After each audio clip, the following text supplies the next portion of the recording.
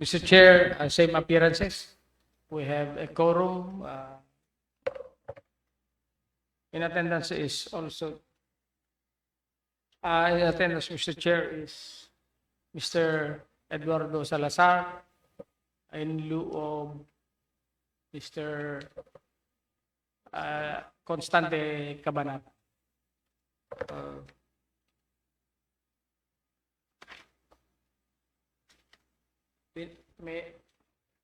We respectfully now ask the chair for the resumption of the proceedings. Considering the same appearance of the body and the confirmation of the quorum, this meeting is now resumed. Thank you, Mr. Chair. The activity for today is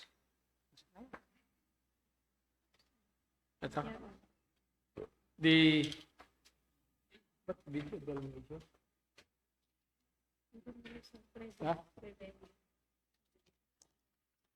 the private conference for the supply, delivery, installation, and testing of punch, pin, and die for web machines 1, 2, and 3 under NPO BAC 005-26 with an ABC of 2,496,000 pesos. May I ask the body now to acknowledge the presence of prospective bidders coming from JSA Printing Supply, Mr. Steven Huenefeld. Good afternoon, sir. Yes, good afternoon po. And from Gaken, Philippines, Mr. Vicente P. Catalunya Jr. Good afternoon, sir. Good afternoon, sir. Mr. Alan Vino A. Angeles. Good afternoon, sir. Good afternoon po. And from Job Services and Trading Corporation, Mr. Ronnie A. Ravillame. Good afternoon, sir. And we're now going to present the general rules, Mr. Chair. Please proceed.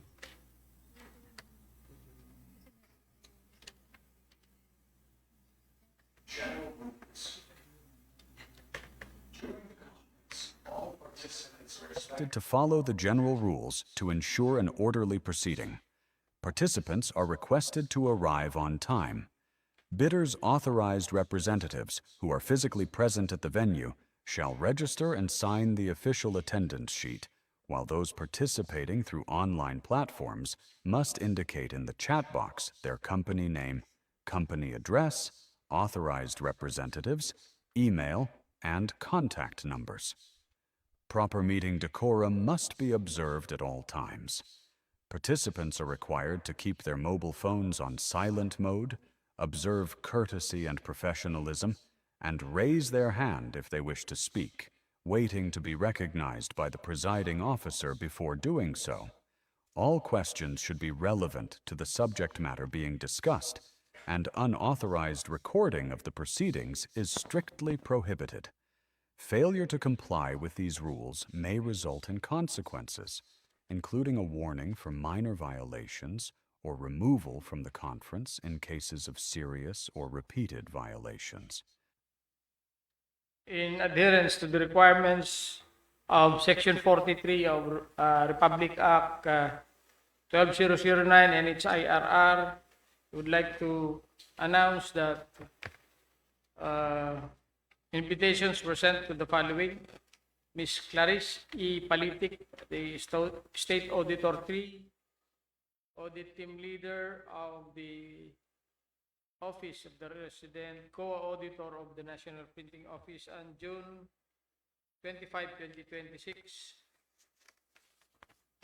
to the Executive Director of the Philippine Business for Social Progress on June 25, 2026, to the President of the National Printing Office Workers Association on the same day, Mr. Chair, June 25, 2026, to the Secretary General of the Philippine Chamber of Commerce and Industry, again on June 25, 2026, and to the Manager of Consumer Operations of the National Printing Office Multipurpose Cooperative on June 25, 2026.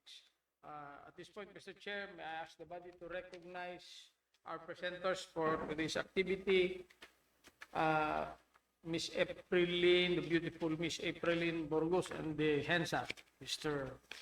Paul Erico Tampo. For your approval, Mr. Chair. They are recognized. Please proceed. Thank you, Mr. Chair. Good afternoon, everyone. I'm Aprilline Ocampo Burgos, DW member, the presenter of bidding documents for the procurement project, supply, delivery, installation, and testing of punch, pin, and die for web machine 1, 2, and 3 with identification number NPO-BAC-005-26. And ABC amount of 2,496,000 pesos.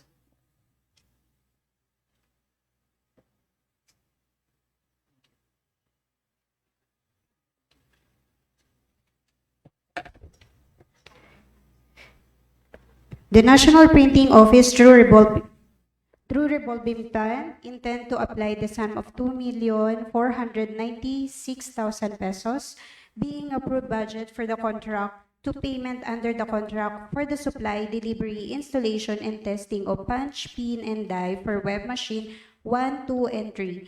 Bids received in excess of the ABC shall be automatically rejected at bid opening. Number 2, the National Printing Office through the Bids and Awards Committee BAC now it invites for the supply and delivery, installation, and testing of punch, pin, and die for web machine 1, 2, and 3. Bidders should have completed within 5 years from the date of submission and receipt of bids. Contracts similar to the project, the description of an eligible bidder is contained in the bidding documents, particularly in Section 2, Instruction to Bidder. The award should be given to the bidder with the lowest calculated and responsive bid, LCRB, following the procedure under Section 61 and 63 of the same IRR. Delivery of the goods is required within the delivery period stated in Section 6, Schedule of Requirements of the bidding documents. Lot 1, supply, delivery, installation, and testing punch, pin, and die for web machine 1, 2, and 3. Letter A, for approved budget for the contract of 2,496,000 pesos. Letter E, punch pin for web 1 machine, reversible long life for 100 pieces. B, punch die for web machine, reversible long life for 100 pieces. C, punch pin web 2 machine standard for 100 pieces. D, punch die for web 2 machine standard for 100 pieces. E, punch pin for web 3 machine, reversible long life for 100 pieces. Letter F, punch die for web 3 machine, reversible long life for 100 pieces. Delivery site, National Printing Office, EDSA Cornelia North Road, Diliman, Quezon City. Number 3, the preliminary examination of bids shall be conducted through competitive bidding, procedure using NANDEX discretionary pass or fail, criterion as specified in the IRR RA number 12009.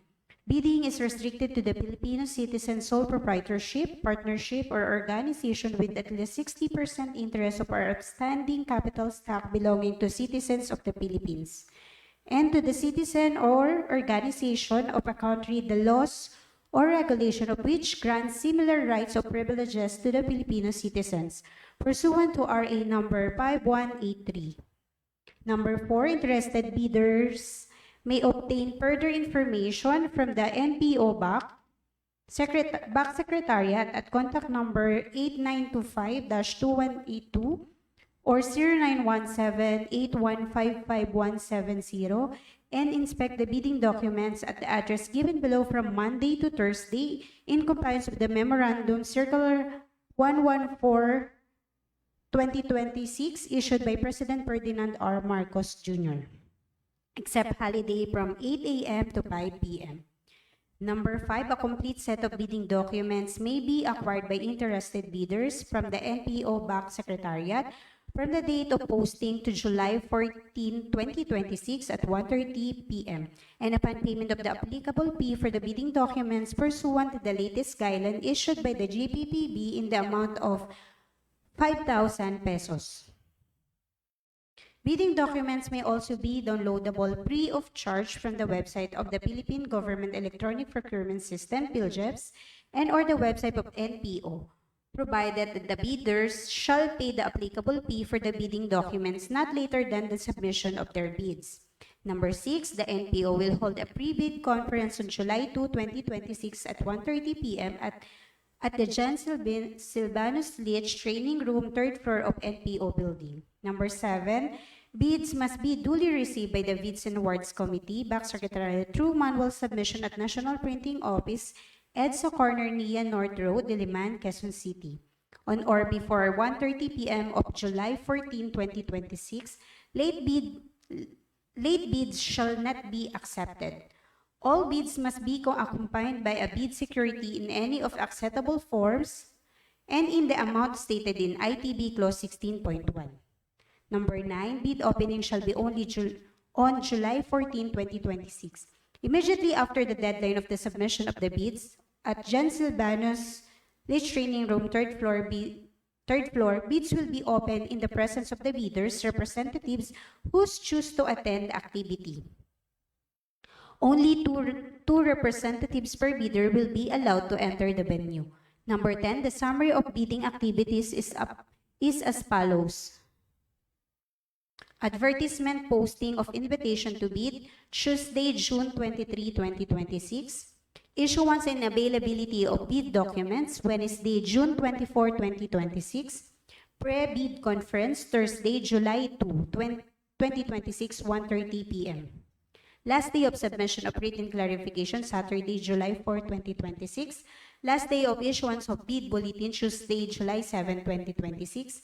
Deadline for submission and receipt of bids, Tuesday, July 14, 2026 at 1:30 p.m. Opening of bids immediately after deadline for the submission of bids. Bid evaluation is within 7 days after the opening of bids. Number 11, the NPO reserves the right to reject any and all bids, declare a failure of bidding, or not award the contract at any time prior to the contract award in accordance with the Section 70 of RA number 12009 without incurring any liability to the affected bidder or bidders. Number 12, for the further information, please refer to Roy Leo C. Pablo, Back Secretariat Head, Bid and Awards Committee, National Printing Office, EDSA Corner, NIA North Road, Diliman, Quezon City, with the contact number 892-52182 or 0917-8155-170. Email address backsecretariat@npo.gov.ph.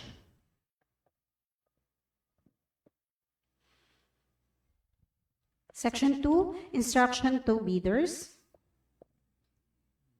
We will read only the most relevant matters regarding bidders' responsibilities.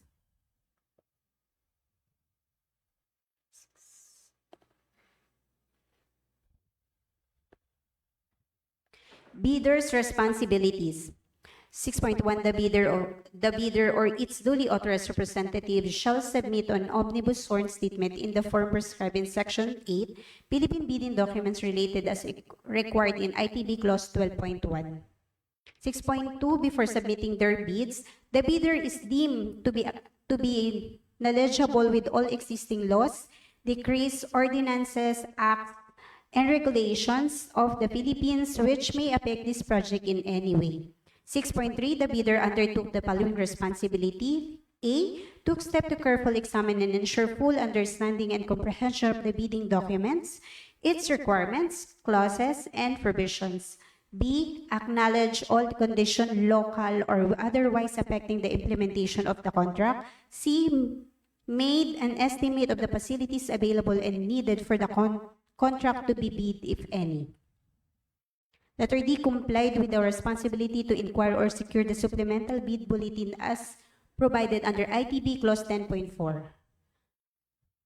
Letter E, ensure that it is not blacklisted or barred from bidding by the Government of the Philippines, GOP, or any its agencies, offices, corporations, or LGUs, including foreign government or foreign or international financing institutions, whose blacklisting rules have been recognized by the GPPB by itself or by reason of its relation, membership, association, affiliation, or controlling interest with another blacklisted person or entry.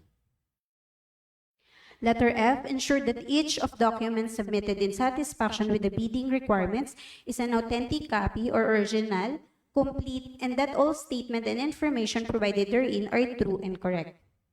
Letter G, authorize the Hope or its duly authorized representatives to verify all documents submitted. Letter H, ensure that the signatory is duly authorized representative of the bidder and granted full power and authority to do, execute, and perform any and all acts necessary to participate, submit the bid, to sign, and execute the ensuing contract, accompanied by the duly notarized special power of attorney, board or partnership resolution, or secretary's certificate, whichever is applicable. Letter I, complied with the disclosure provision under Section 81 and 82 of RA number 12009 and its IRR in relation to other provision of RA 3019. Letter J, complied with the existing labor laws and standards in the case of procurement of service. Moreover, the bidder undertakes to ensure the entitlement of worker to wages, hours of work, safety and health, and other prevailing conditions of work as established by the national laws, rules, and regulations, or collective bargaining agreement, CBA, or arbitration award, if any and when applicable. In case there is a finding by the procuring entity or the Department of Labor and Employment DOLE of underpayment or non-payment of worker wages and wage-related benefits, the bidder agrees that the performance security or portion of the contract amount shall be withheld in favor of the complaining workers pursuant to appropriate provision of RA number 12009 without prejudice to the institution of appropriate action under the Labor Code, as amended, and other social legislations. Number 2, comply with the occupational safety and health standard and the correct deficiency, if any. In case of imminent danger, injury, or death of the worker, the bidder undertake to suspend the contract implementation pending clearance to resume from the DOLE Regional Office in compliance with the work stoppage order. And number 3, inform the worker of their condition of work, labor clauses under the contract specifying wages, hours of work, and other benefits under prevailing national laws, rules and regulations, or CBA, or arbitration award, if and when applicable, through posting in 2 conspicuous places in the establishment's premises. K, ensure that it did not give or pay directly or indirectly any commission amount, fee, or any form of consideration, pecuniary or otherwise, to any person or official, personnel, or representative of the government in relation to any procurement project or activity. L, examine all instruction forms, terms, and specification in the bidding documents. M, determine and comply with all matters pertaining to the contract to bid, including but not limited to the location and the nature of this project, climatic conditions, transportation and facilities, and other factors that may affect the cost, duration, and execution or implementation of this project, and ensure that all information in the bidding documents, including bid or supplemental bid bulletins issued, are correct and consistent. The procuring entity shall not assume any responsibility regarding erroneous interpretations or conclusion by the prospective or eligible bidder out of the data furnished by the procuring entity. Failure to observe any of the above responsibilities shall be at the risk of the bidder concerned. 6.4. Further, the bidder shall bear all costs associated with the preparation and submission of its bids, and the procuring entity shall in no case be responsible or liable to those costs, regardless of the conduct or outcome of the bidding process. In case of failure of bidding, the bidding documents P may be applied in the re-bidding for the same project. 6.5. Furthermore, the bidder should be aware that the procuring entity will accept the bids only from those that have paid the applicable fee for the bidding documents and the office indicated in the invitation to bid.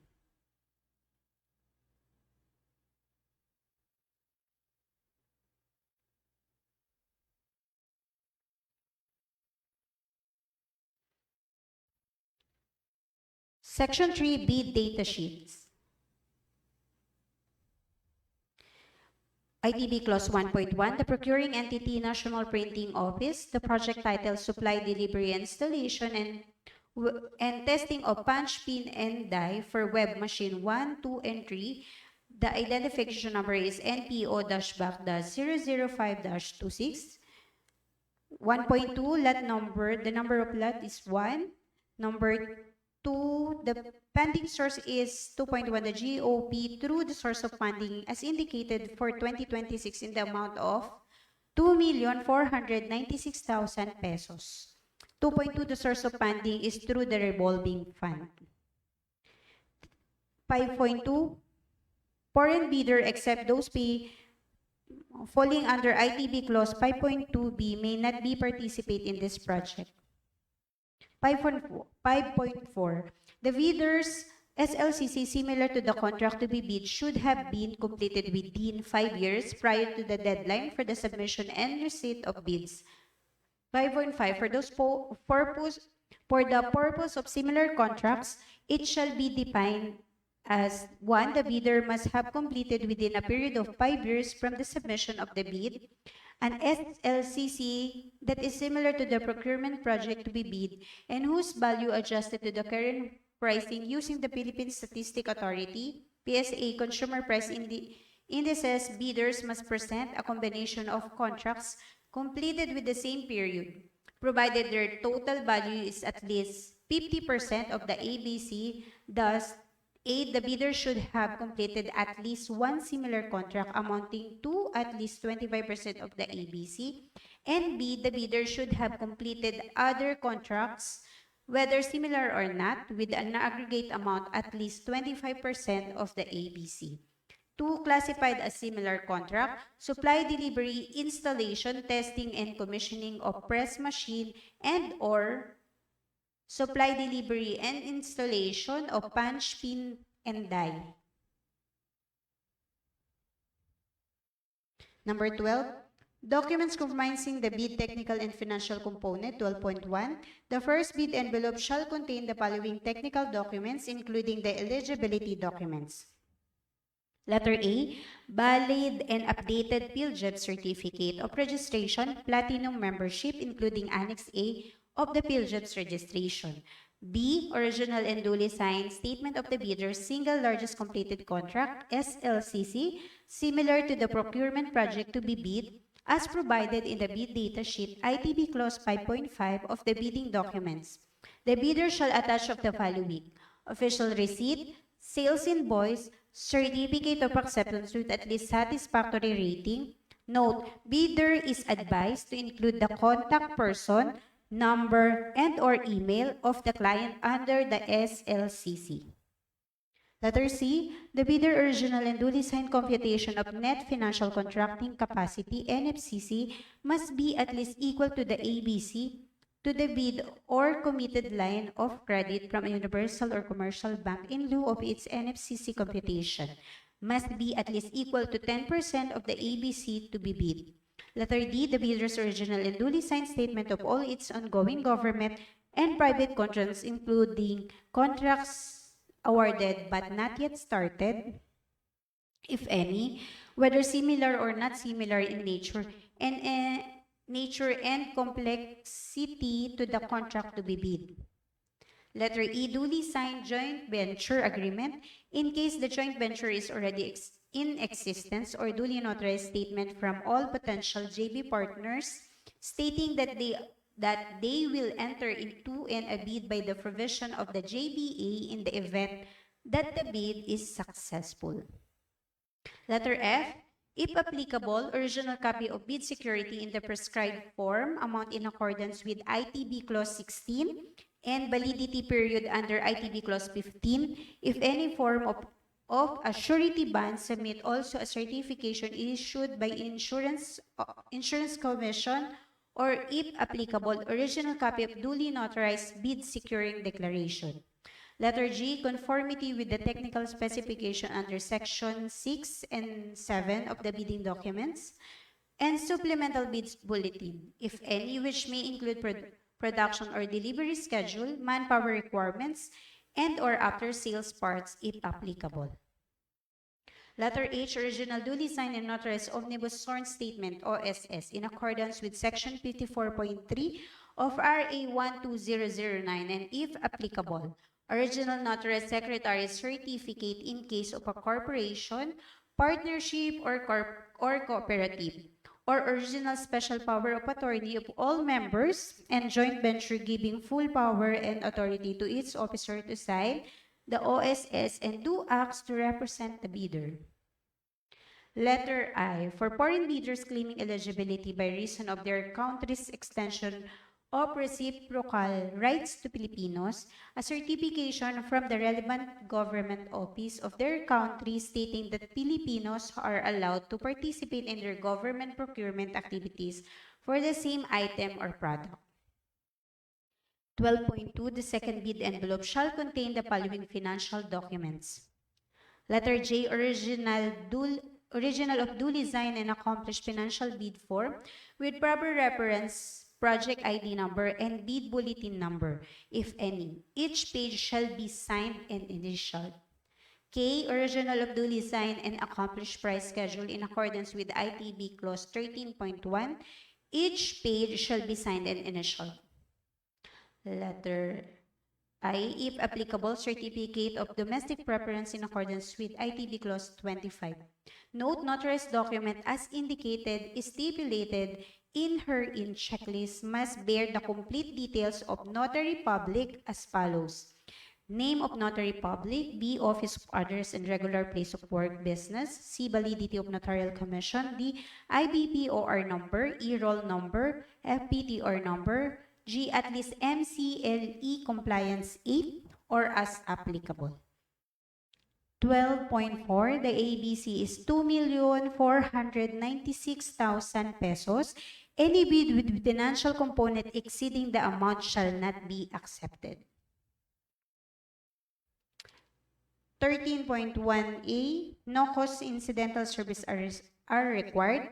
13.1B, the price of goods shall be quoted, delivered, duty paid, DDP, or the applicable international commercial terms in core terms for this project.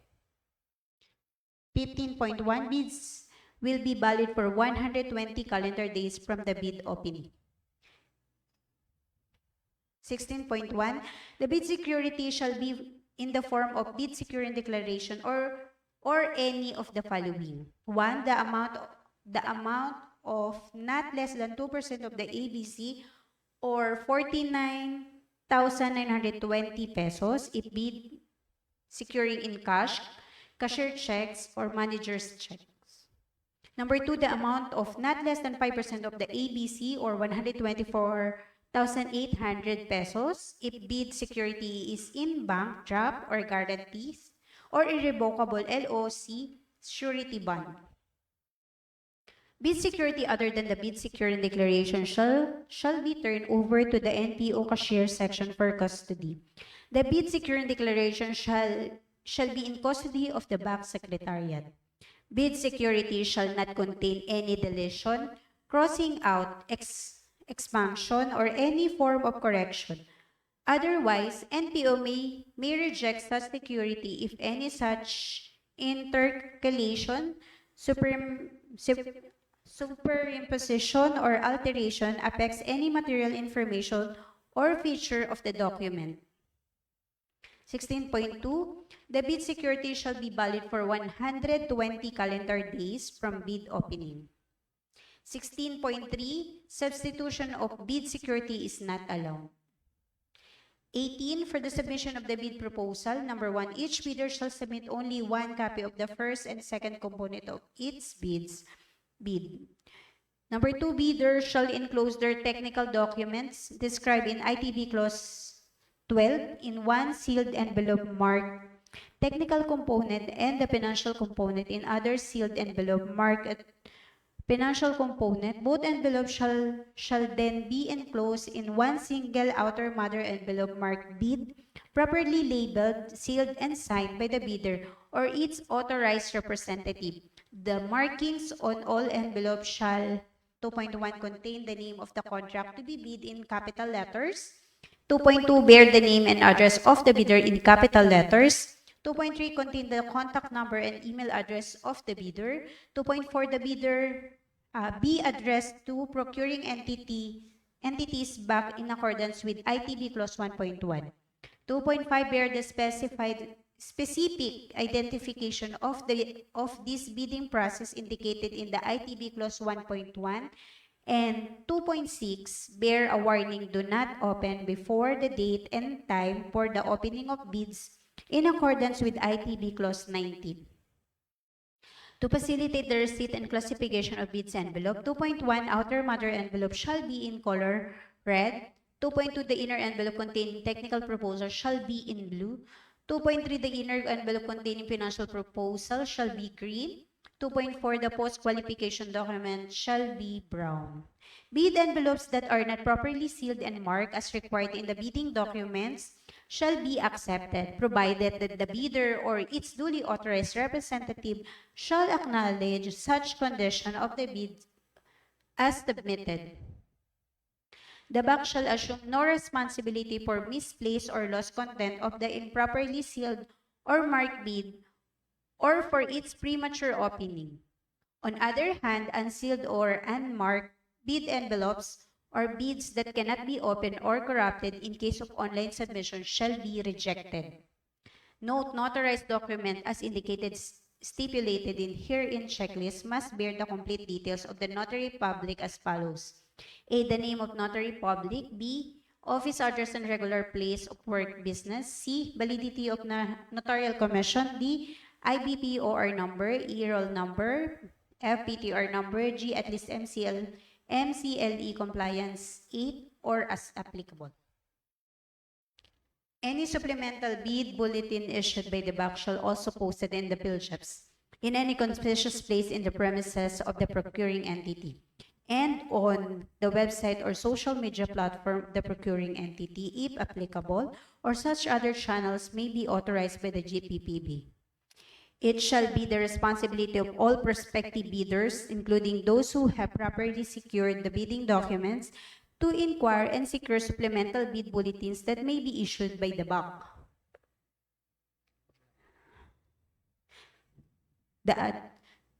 The address for the submission of bid is through manual submission at the National Printing Office, EDSA Cornelia North Road, Diliman, Quezon City. The deadline for submission of bid is July 14, 2026, 1:30 p.m. July. Yes po. 22 na. For correction po. July po. The deadline for submission of bids is July 14, 2026, 1:30 p.m.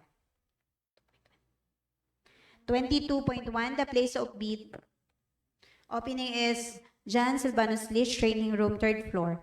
The date and time of bid opening is immediately after the deadline of the submission of bids.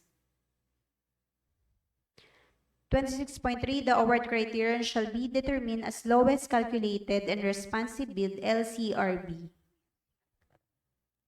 27.1, post-qualification documents may be submitted during the bidding, but this does not disqualify bidders who will not submit post-qualification documents during bid submission within a non-extendable period of 5 calendar days from from receipt by the bidder of the notice from the fact that it submitted the lowest calculated bid, LCB, single calculated bid, SCB, and said bidder shall submit the following post-qualification documents. 1. When applicable, copies of contract, purchase order, PO, notice of proceed, NTP, notice of award, NOA, letter of extension duly signed by the same individual whose name and signature appears on the original contract of his/her authorized representative, but with the corresponding letter of authority designating the sanctioned endorsed signatory of projects stated in the statement of all ongoing projects, including those awarded but not yet started. Number 2, valid SEC registration or DTI registration. 3, bylaws as applicable. 4, article of incorporation, amended articles of incorporation as applicable. 5, updated general information sheet GIS, duly stamped received by the SEC or any proof of receipt of submission made thereto as applicable. 6, valid mayor's permit. 7, updated renewed tax clearance. 8, latest income and business tax return filed by manually or with EFPS. Number 9, updated and latest audited financial statement AFS with proof of receipt by the BIR or its duly accredited and authorized institutions. Number 10, documents for submission under Section 7, if any. Note, photocopied documents submitted shall be initialed or signed by the authorized representative. During the inspection of the post-qualification team, the winning bidder shall present the original copy of these documents for comparison. In the event that site inspection cannot be undertaken, it is the responsibility of the winning bidder to present the original post-qualification documents for comparison within the post-qualification period. In compliance with the requirements specified in these bidding documents in Section 63.3 of the IRR of RA number 12009, the BAC shall verify and validate the veracity, authenticity, and validity of all the eligibility documents supporting the BILJEP certificate of registration, platinum membership, and all other statements made and documents submitted by the bidder with the LCB using the non-discretionary criteria as stated in the bidding documents. These criteria shall consider but shall not be limited to the following. A, legal requirements to verify, validate, and ascertain licenses, certificates, permits, and agreements submitted by the bidder, the fact that it is not included in any blacklist as provided in Section 54 of its IRR. For this purpose, the GPPB shall maintain a portal which contains the consolidated file of all blacklisted suppliers, contractors, and consultants. B, technical requirements to verify and validate the bidder stated in compliance with the requirements specified in the bidding documents. C, financial requirements to verify the validate the bid price proposal of the bidder and whenever applicable, the required committed line of credit in the amount specified and under the period stipulated in the bidding documents, or the bidder's NFCC to ensure that the bidder can sustain the operating cash flow of the transaction. 31.3. The performance security shall be in the form of performance security declaration as an option if under a framework agreement or any of the following. 1, the amount of not less than 5% of total contract price if the performance securing is in guarantee. Number 2, the amount of not less than 5% of the total contract price if performance security is irrevocable LOC, or the amount of not less than 30% of the total contract price if the performance security is surety bond.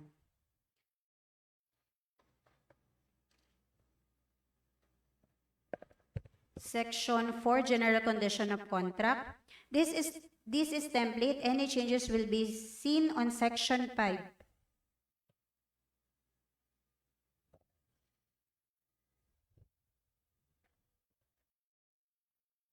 Section 5, special condition of contract. Special condition of contract, GCC Clause 1A, the procuring entity is National Printing Office. C, the funding source is 2.1, the GOP through source of funding as indicated below for 2026 in the amount of 2,496,000 pesos.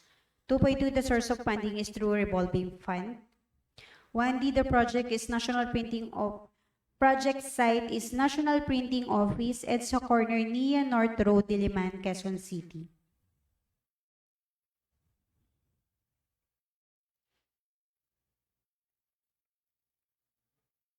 Transportation. 10.3, payment should be made after complete inspection, testing, and acceptance by the Inspection and Acceptance Committee and end user. 16.1, the inspection and the test that will be conducted are the one issued by the NPO as need arises. 17.3, 1 year after accepted by the procuring entity of the delivered services. Section 6, Schedule of Requirements. The delivery schedule expressed in a weeks or months indicates the required delivery date, which shall be understood as the date the goods are to be delivered to the project site.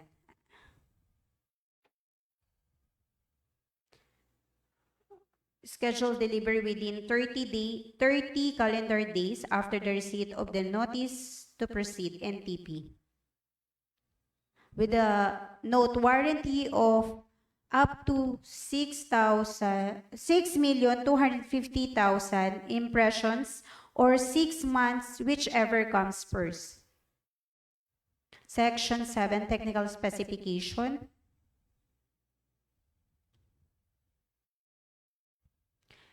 Bidders must state comply or not comply for each specification and provide the corresponding performance parameter for offered equipment.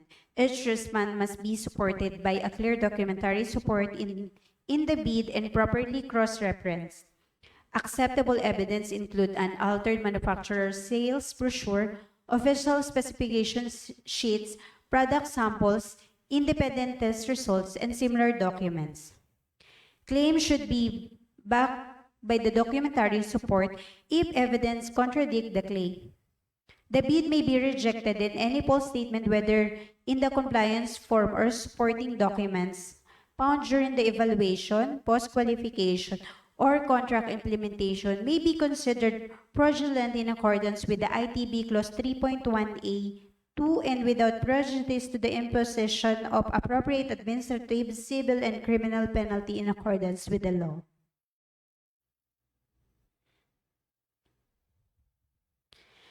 Component must be compatible with the existing web offset printing press machine of the press division.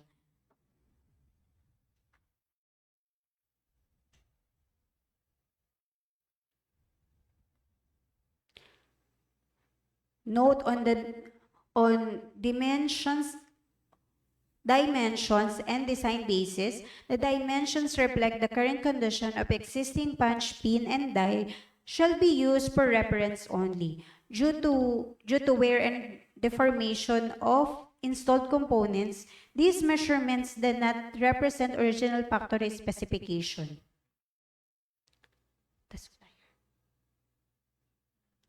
The supplier is required to base the final design and supply on standard stock dimensions, D size, or the equivalent manufacturing stock specification, ensuring full compatibility, proper and mechanical function, and compliance with the machine's original performance requirements.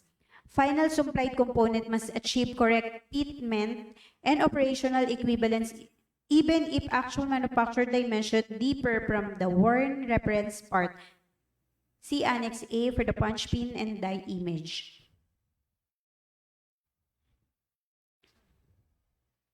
Siguro.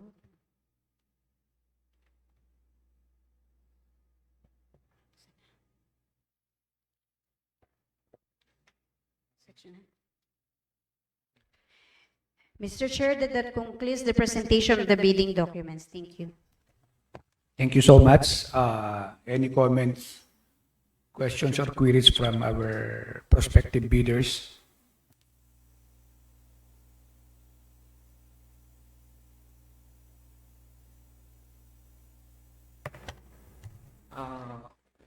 Mr. Chair, if I may allow to speak, Mr. Chair. Please proceed. Okay. Sir, nababanggit po dun sa yung mga fittings, no?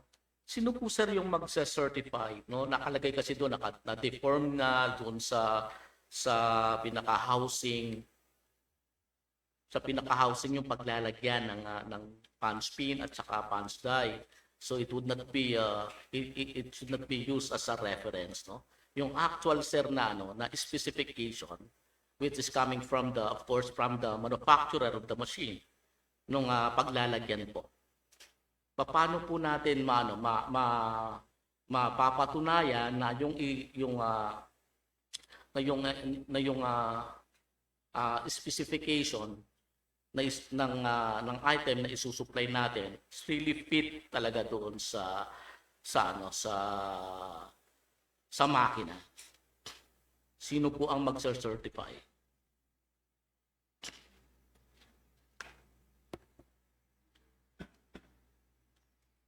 Sir and user, can you please comment on that?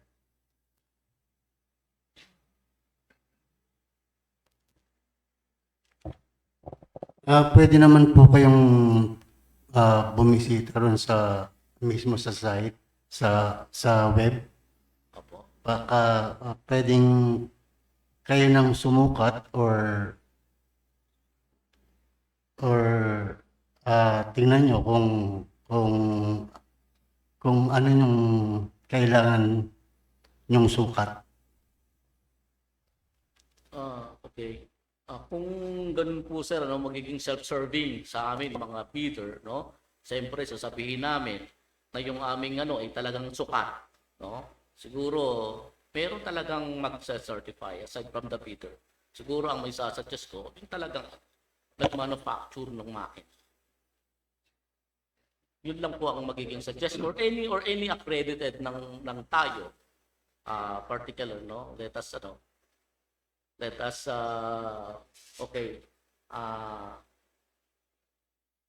banggitin na lang natin yung equipment, no, yung printing equipment na pagkakabitan po ng punch pin at saka punch die.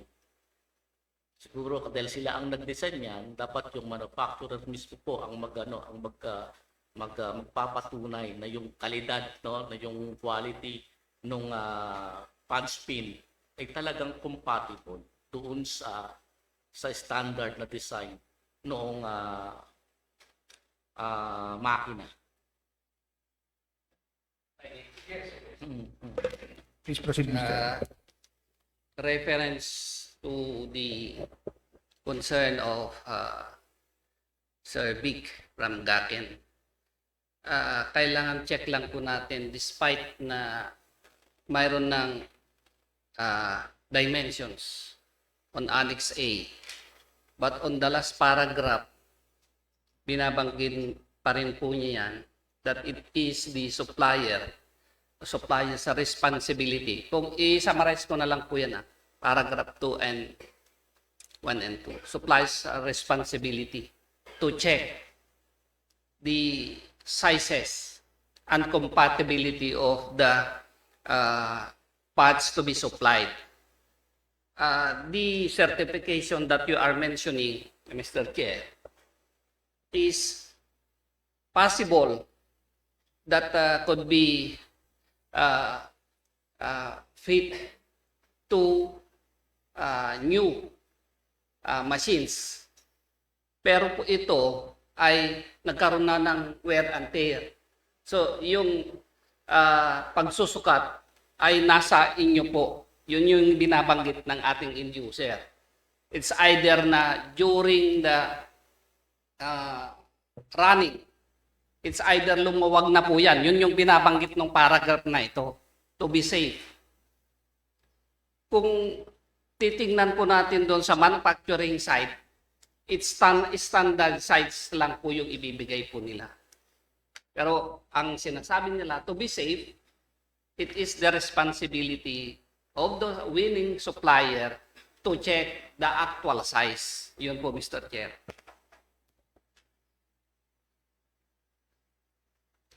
Thank you, Mr. Chair.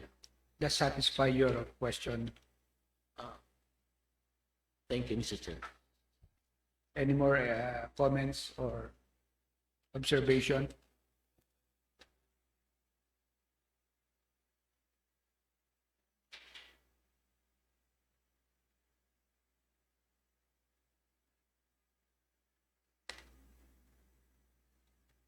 Mr. Chair, if I may. If found, no? If found na yung paglalagyan natin ng ano sir, no? Ng punch pin and punch die, no? Talagang expanded na, no? Hindi na siya talagang makakaapekto na dun sa warranty period na nakalagay din doon na 6 months or whichever transfers, no? So, is there a possibility to recommend, no, the replacement of the barrel? Kasi yung kasi sir makakaapekto kung wala na sa linya yon, wala kung misaligned na, if it is found misaligned and it is no longer aligned doon sa sa standard na measurement niya, that would affect the warranty period, no, yung warranty ng item, no. Actually the item is consumable, no, yung magkakaroon kasi ng premature wear and tear, and probably that would not reach doon sa kanyang what call this warranty. That would not be fair to the supplier na hindi naman yung quality yung aming sinupply, but doon mismo sa barrel, no. That is kung malalaman lang naman natin, no. Dahil sabi po nila ay aminado, no, na yun ay hindi na bago, no. Marami ng taon natin na nagamit yun, expanded, deformed, and everything. That would definitely affect the warranty of the item. If that is the case, if that would be the case, sir, no, pwede ba natin na ma-examine yan, no? And then yung ating warranty period natin medyo mataas kasi, no? 6 months. Pwede ba natin mabago kung sakasakali? I mean, ma-reconsider kung sakasakali yung length ng warranty period.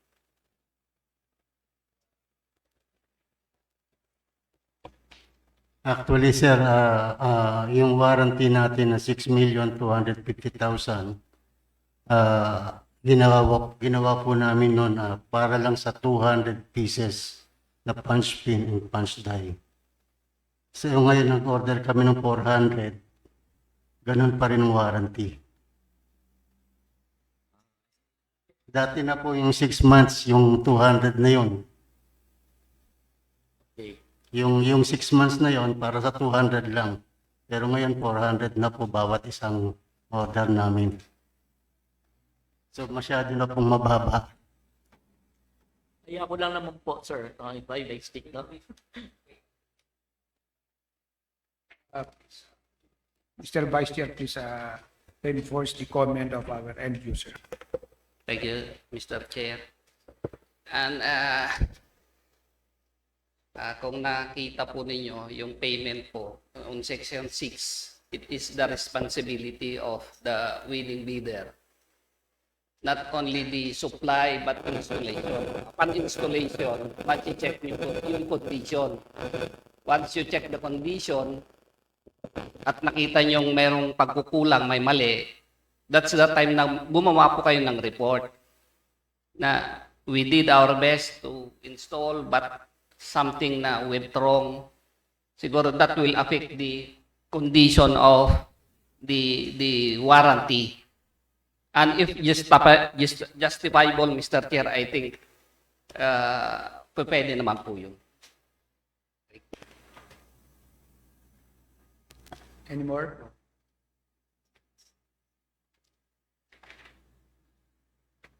Thank you, sir. Any more questions or observations or comments?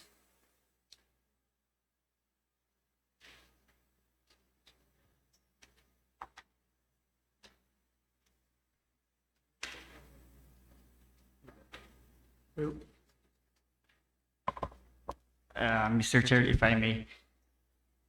With regards with the pricing, Mr. Chair, is it ano po, per item or grand total na po siya?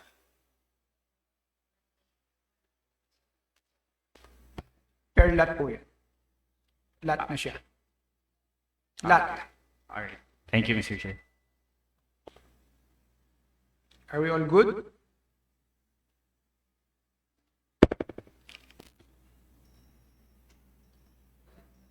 Wala na.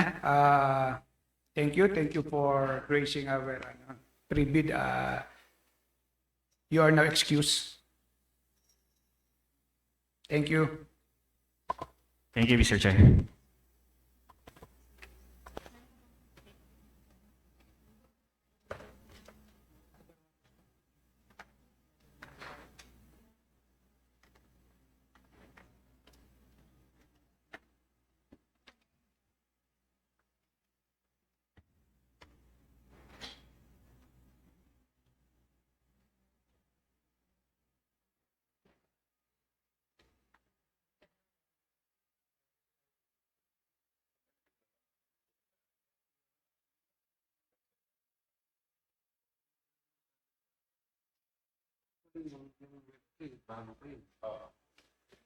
Hindi pa napapalitan ng punch pin yun. Punch pin nung naka-punch drive.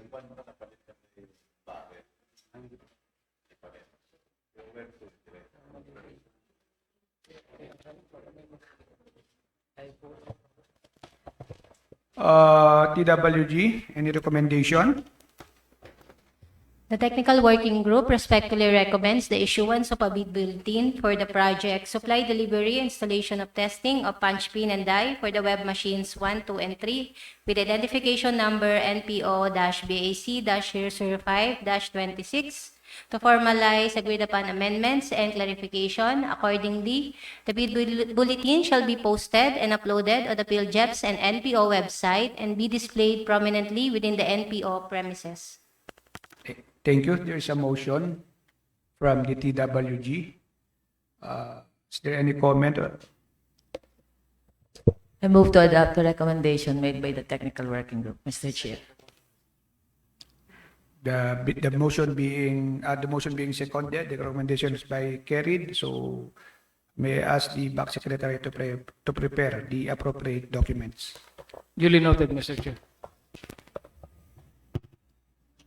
Any more? Having no other matters to discuss. Mr. Chair. the- Yes. Follow-up lang po for the cutting stick and the exhaust fan for the finishing division. Kung ano na po yung status.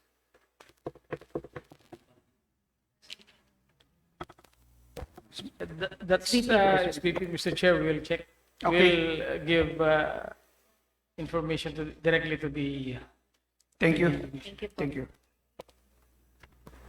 Having no other matters to discuss, Mr. Chair, the BAC Secretariat respectfully recommends the adjournment of these proceedings.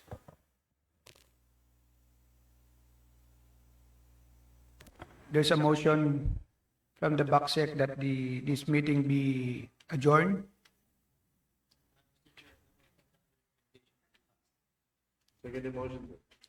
The motion being duly seconded, this meeting is now adjourned.